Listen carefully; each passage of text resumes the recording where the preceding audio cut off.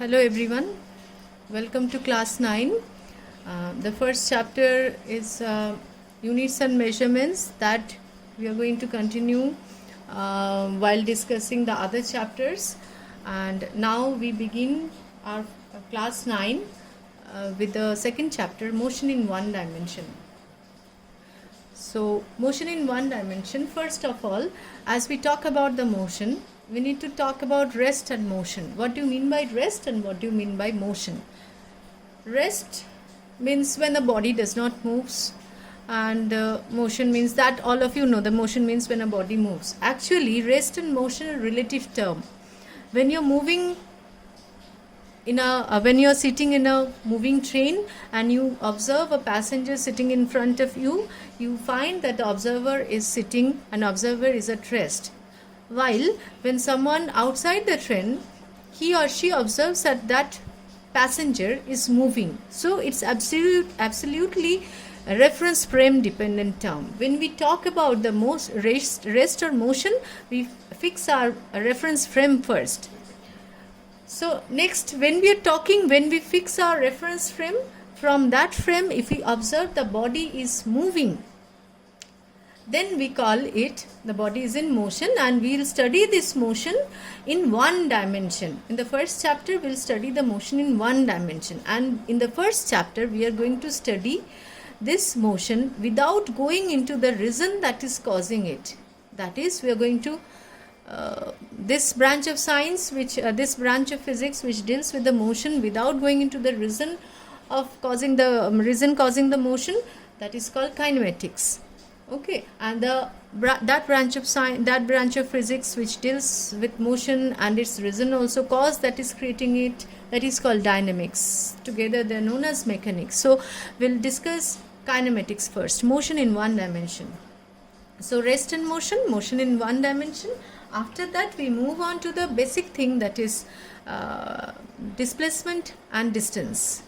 Before we go to the displacement and distance, we know that physical quantity that we come across, let's take an example. When you come to the school, you say that I have traveled 4 kilometers and come to the school. So from your house to the school, the distance, the path length traveled by you is 4 kilometers. So you are not specifying in which direction you moved. So you simply say that 4 kilometers I have traveled. Such quantities which have only magnitude, they are called scalar quantities. And suppose you say that I have traveled 4 kilometers towards north or towards west, that is your school is towards west, from your house towards the west. So there you specified the direction as well as the magnitude. That kind of quantities which have both magnitude as well as direction are called vector quantities. So what is a scalar? Scalar quantities are those which have only magnitude. And what are vector quantities? Vector quantities are those which have both magnitude as well as direction. The example of scalar quantities you can give, you can take distance traveled, speed, and like vector quantities are force, velocities, displacement. All these are vector quantities. Now as we said, distance and displacement. First of all, we need to understand what is distance and displacement. I know all of you know, you have studied in the previous classes what is the basic difference between distance and displacement. Now with an example we will try to understand. Suppose a boy or a girl moves from, let us not be gender biased, a student moves from one point to another like this, from point A to point B in this direction. The total path length traveled is called the distance traveled by the body, and the least distance between these 2 points along with the direction is called the displacement. Least distance between the 2 points is the displacement, and the total path length traveled by a body is distance. Now if a motion is in one dimension, this motion is in 2 dimension, is in a plane. Now if the motion is in one dimension, then when a person travels from A to B in a straight line motion, then distance and displacements are equal. If it is traveling like this, then distance is more than displacement. If it is traveling in a straight line, then distance and displacement are same. Now, what will be the distance? If a person starts from A, goes to B, and again comes back to A, what will be the distance and the displacement? Let's say the distance between them, the length between them, this A and B is L. So when a person goes from A to B, the path length traveled is L. When he comes back here, then the path length traveled is L plus L. So the distance traveled by the person is 2L. But when he comes back to the same position, displacement of the person is 0, because the shortest distance between this initial and the final point is 0. So distance can be more than displacement, can be equal to the displacement, and displacement can be 0. But distance, when a body is moving, the distance cannot be 0. Okay.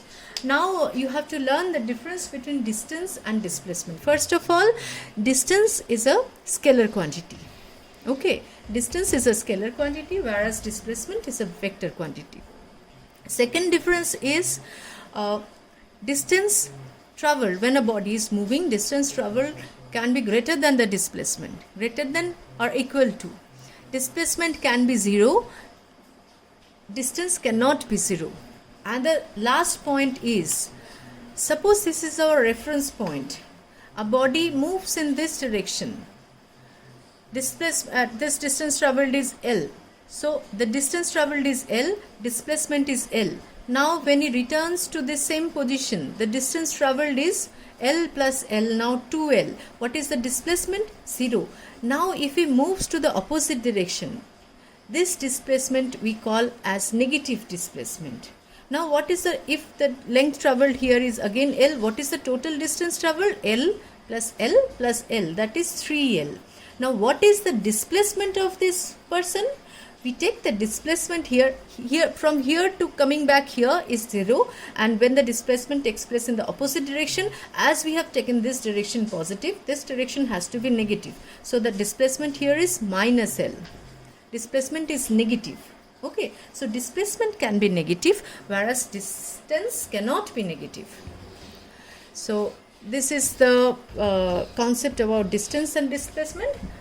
Now next part we come, the most important part is speed and velocity. So this part is also, you have studied in previous class, speed and velocity. The basic definition of speed is the distance traveled by a person in unit time, or the you can write a mathematical form as speed is equal to distance per unit time, and the unit of this speed is, SI unit of speed is meter per second. Similarly, how do we define velocity? Velocity is defined as displacement. Velocity V is defined as displacement per unit time. Now what is the unit of velocity? Unit of velocity is same as that of speed, meter per second. But when you are talking about velocity, you must specify the direction also. Okay, velocity being a vector quantity comes with a direction. Speed is a scalar quantity. It has no direction. We don't need direction to specify speed. Okay. Now we'll talk about 4 different types of speed, way of expressing speed. First of all, we talk about, suppose you are moving in a car and the car is moving at a constant speed, moving at a constant speed of 30 km per hour, say. So there, when the distance traveled by the car is same in each interval of time, in each hour the distance traveled is 30 km, then the speed is said to be uniform. So we talk about, first thing we talk about uniform speed or constant speed. Uniform speed. How to define uniform speed? Uniform speed means when a body is traveling equal distance in equal interval of time. That's uniform speed. On the contrary, we will come across a non-uniform speed. Mostly when we are traveling, if you see the speedometer of a car, you can see that car or bike also, you can see that the speed is changing. So non-uniform speed.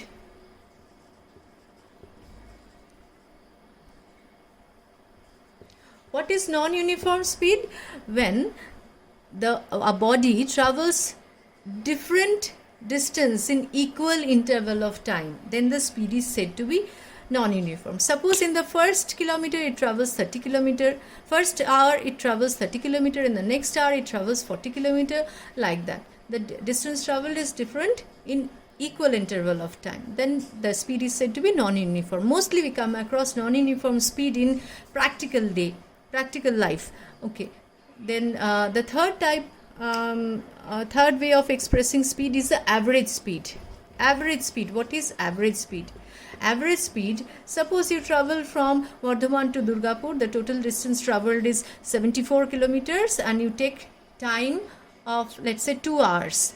So average speed will be total distance, that is total distance traveled by total time, that is in this case 74 divided by 2.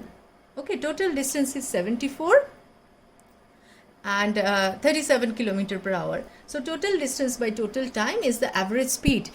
Now one fourth way of expressing speed is the instantaneous speed. Have you seen your speedometer that gives you reading of every instance? Nowadays you can see a digital speedometer connected to your bike even, and you can see the speed is constantly changing, even up to 1 decimal place, 2 decimal places you can see the speeds changing. So that instantaneous speed means the instantaneous speed. Instantaneous speed means the speed of the body at that particular instant is called the instantaneous speed. These are the way of expressing speed of a body. Similarly, we can express the velocity of a body. I'm just erasing this part and writing it velocity. Instead of speed, I'm writing it it's as velocity. Uniform velocity. What do you mean by uniform velocity? Uniform velocity means, like the uniform speed, here we have to take into account the direction also, because velocity being a vector quantity, we have to take into account direction also. Uniform velocity means when a body travels equal distance in same direction in equal interval of time, then the velocity is said to be uniform, or in other words, equal displacement in equal interval of time.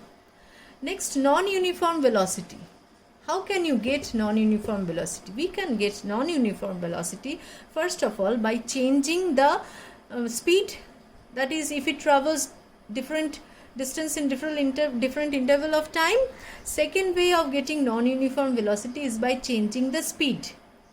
If the changing the direction. First way of getting non-uniform velocity is changing the speed. Second way of getting non-uniform velocity is by changing the direction. So non-uniform velocity, if the body changes its speed or the direction or both, then the velocity is said to be non-uniform. Now we come to the average velocity. Average velocity is defined as total displacement by total time. This is the average velocity, definition of average velocity. And what is instantaneous velocity? Instantaneous velocity is the velocity of a body at a particular instant, specifying even its direction.